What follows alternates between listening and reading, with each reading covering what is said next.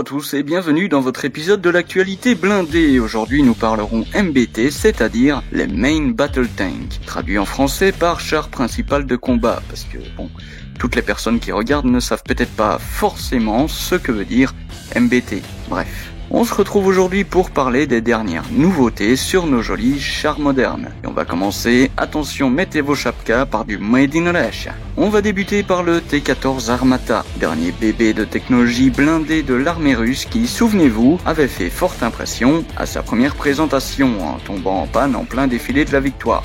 Bah oui, en même temps, faut bien marquer le coup. Le bon vieux T-14 Armata dont l'armée russe s'est vantée à son arrivée est de retour en usine pour des révisions au niveau de sa motorisation, de sa transmission, ainsi qu'un petit recalibrage de la conduite de tir. Rien de bien méchant étant donné que les tirs à plus d'1 kilomètre ne loupaient jamais leur cible. Enfin, disons qu'ils n'étaient pas censés les louper.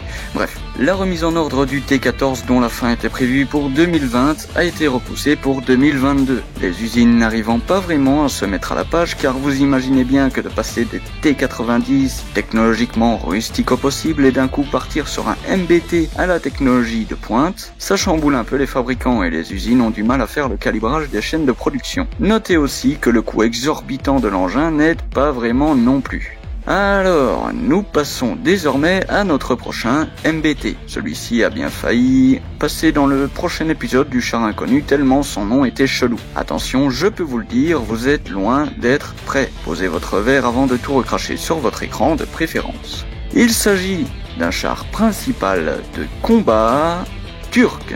Ah ben je vous avais prévenu. Le Asymmetric Harp Tanki Altay, qui est une version OP de l'Altay T2. Ah, ce nom me donne mal au crâne. Ils ont carrément mis la description du char dans son nom, les mecs. Sérieux. 4 mots. 1. Le type de combat prévu. 2. Le sponsor. 3. Le type de véhicule. Et enfin, 4. Le seul truc qui était nécessaire, le nom du char. Ils sont fous, ces Romains.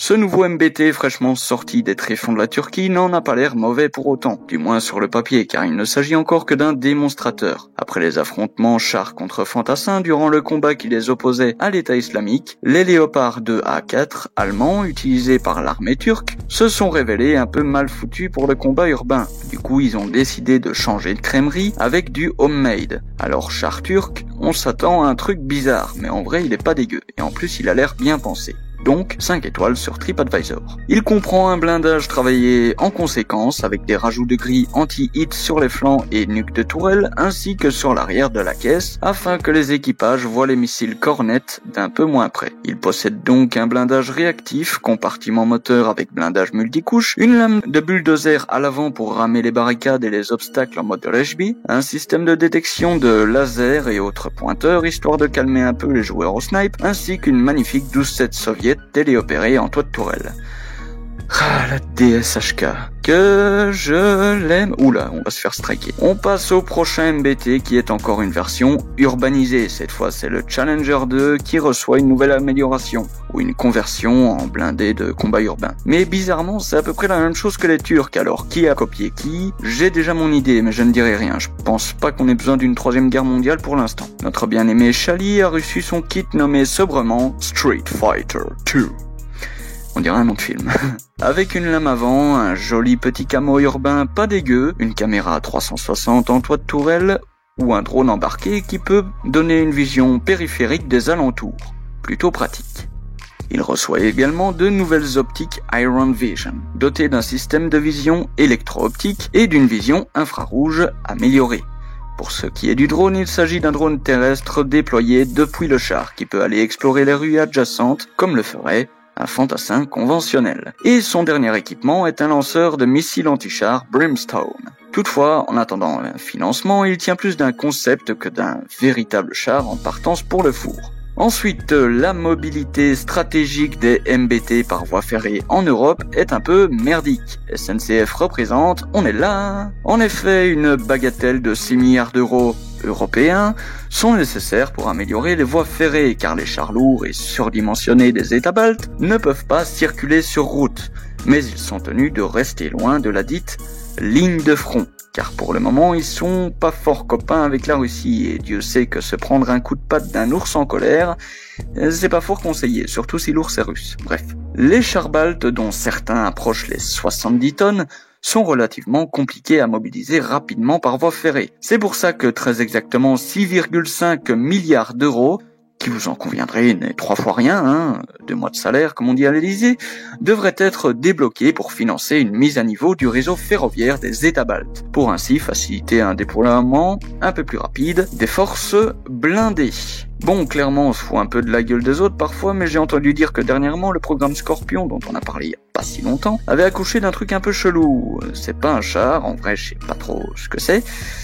On dirait une fusion entre un Timberjack et un tracteur tondeuse. Seigneur, quelle est cette abomination? Ça doit sûrement être un espèce de concept, possiblement approximatif d'un prototype inachevé de démineur de la guerre froide. J'en sais trop rien, mais ce qui est sûr c'est que... tellement affreux que j'en ai des frissons. Je le baptise officiellement Gouloum. Oui, par rapport à sa gueule affreuse. Quand on voit ça, on a envie de dire mais Nexter, qu'avez-vous fait? Vous avez créé un monstre. Qu'est-ce qui vous arrive? Vous nous sortez le griffon, le jaguar, etc. qui sont des bêtes de style. Et là, vous nous faites le Gouloum. Mais qu'est-ce qu'on vous a fait pour mériter ça? Après ça va, on a quand même le Leclerc qui a un tout nouveau look de tombeur avec sa dernière mise à jour. En vrai, il est encore plus beau qu'avant, je trouve. Enfin, voilà. Et dernière news, dernièrement, les forces armées françaises se sont alliées avec les forces armées belges pour des manœuvres d'entraînement. Durant quelques heures, les deux armées ont allié leurs forces en pensant divers scénarios. Un tableau plutôt exotique, car voir les chars Leclerc en action aux côtés des transporteurs de troupes belges Piranha, je peux vous le dire, voir les chars Leclerc se mouvoir sans aucun souci et voir les autres vieux pantouflards se traîner derrière en fumant tout noir, c'est plutôt drôle. À côté du Griffon, le Piranha fait un peu cloche. C'est la fin de ce Tank Actu numéro 3, j'espère qu'il vous aura plu. Évidemment, je vous attends dans la section commentaires pour débattre sur cet épisode, voir un peu ce que vous en pensez et tout ça. Et puis voilà, merci d'avoir regardé la vidéo, c'était votre fidèle serviteur Tex pour votre JT blindé. Salutations les tankistes!